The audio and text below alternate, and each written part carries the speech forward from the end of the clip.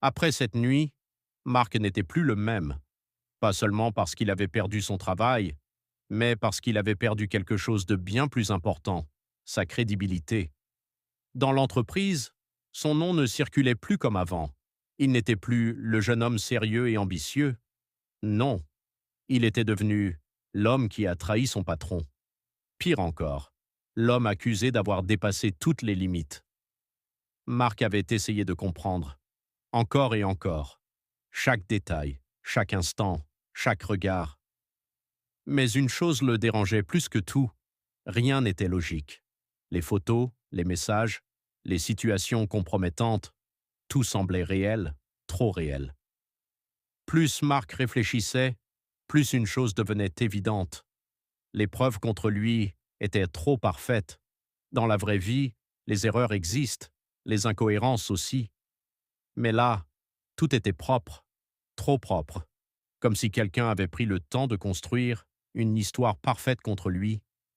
Mais il y avait un problème, un détail que personne d'autre ne pouvait voir. Marc n'avait jamais eu le numéro d'Élise. Jamais. Pas un message, pas un appel, rien. Alors comment pouvait-il exister des conversations entre eux? Les messages, les photos, les moments capturés. Tout semblait raconter une seule et même histoire dans laquelle Marc était coupable. Mais Marc savait une chose.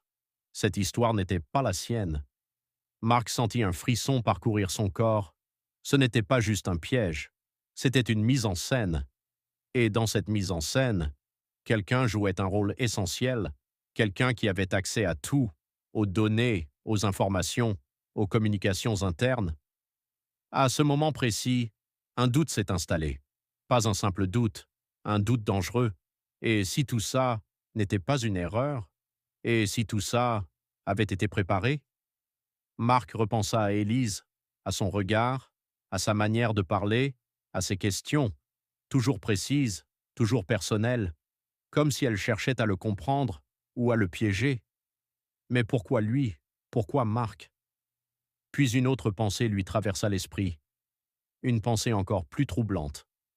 Et s'il n'était pas la cible principale? Dans l'ombre, il y avait peut-être quelque chose de plus grand, quelque chose qui dépassait Marc, quelque chose qui touchait directement le patron.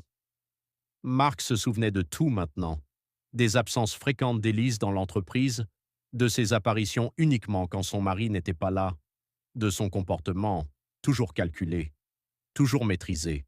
Ce n'était pas une femme perdue, ce n'était pas une erreur, c'était une stratégie. Mais alors qu'il essayait de remettre les pièces du puzzle ensemble, la situation a empiré. Un soir, alors qu'il marchait seul dans la rue, il sentit quelque chose, une présence.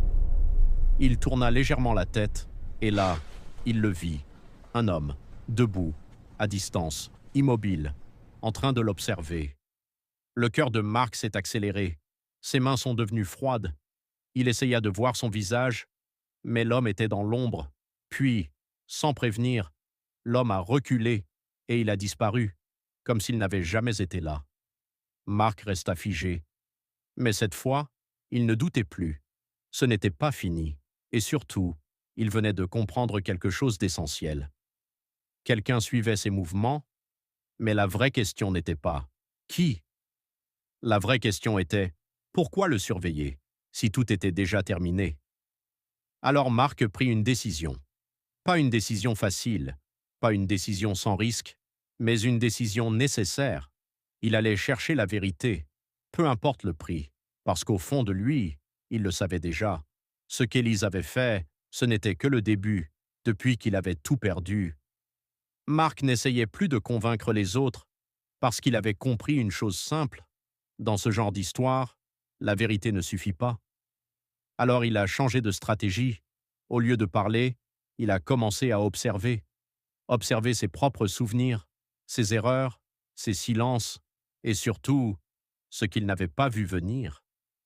Parce qu'au fond, tout s'était joué bien avant cette nuit, bien avant le piège. Il repensa à Élise, pas à ce qu'elle avait fait, mais à comment elle le regardait. Ce regard, ce n'était pas de la peur, ce n'était pas de la confusion, c'était du contrôle, comme si elle savait déjà, comment tout allait se terminer. Et cette pensée ne le quittait plus. Alors Mark a essayé de reconstruire la scène dans sa tête, chaque geste, chaque mouvement. Et soudain, un détail lui revint, un détail presque invisible. Élise n'avait jamais paniqué, même quand la porte s'était ouverte, même quand son mari était entré. Elle n'avait pas crié, elle n'avait pas fui. Elle était restée là, calme, comme si elle attendait ce moment. Le cœur de Mark s'est serré, parce que maintenant, il ne voyait plus cette scène comme une erreur, mais comme une mise en scène. Et dans une mise en scène, rien n'est laissé au hasard. Rien, même pas les réactions. Mark se leva brusquement. C'était trop précis, trop propre, trop parfait. Ce genre de situation ne se crée pas en quelques minutes, ça se prépare, ça se construit, et surtout, ça s'anticipe. Alors une nouvelle question est née. Depuis quand? Depuis quand Élise préparait ça? Et surtout, jusqu'où elle était prête à aller? Le silence de la pièce devenait lourd. Mark sentait que quelque chose lui échappait encore, quelque chose d'important. Puis, un souvenir s'imposa à lui, un moment précis, le bureau, quelques jours avant tout ça. Élise était passée, encore une fois. Elle avait regardé autour d'elle, longuement, trop longuement, comme si elle cherchait quelque chose, ou qu'elle vérifiait que tout était en place. À ce moment-là, Mark n'avait rien remarqué. Mais maintenant, tout prenait un autre sens. Il ne s'agissait pas seulement de lui, quelque chose de plus grand était en jeu, quelque chose qui dépassait largement une simple accusation, et pour la première fois, Mark ressentit autre chose que la peur, de la méfiance, une méfiance froide, parce qu'il venait de comprendre une chose essentielle, ce qui lui était arrivé n'était qu'une étape, pas la finalité, juste une étape. Alors qu'il essayait de garder son calme, un bruit attira son attention. Derrière lui, il se retourna brusquement, personne. Mais son instinct lui disait le contraire. Il n'était pas seul, pas vraiment. Et au fond de lui, une certitude venait de naître. Quelqu'un surveillait l'évolution de la situation, pas lui directement, mais ce qu'il pouvait découvrir. Mark serra les poings. S'il pensait qu'il allait abandonner, il se trompait. Parce que maintenant, il avait une raison. Pas seulement prouver son innocence, mais comprendre pourquoi tout ça avait été fait, et surtout, ce qu'on essayait vraiment de cacher. Il inspira profondément, puis, pour la première fois depuis des jours, un plan commença à se former dans son esprit. Un plan risqué, très risqué, mais nécessaire, parce qu'il existait peut-être encore un moyen d'accéder à quelque chose que personne n'avait encore remis en question, un endroit où les mensonges ne pouvaient pas parler, mais où la vérité avait été enregistrée. Mark releva lentement la tête. Ses yeux changèrent, plus déterminés, plus froids, parce qu'il venait de se souvenir. Ce système, c'était lui qui l'avait installé. Et si personne ne pouvait y accéder officiellement, lui savait comment y entrer.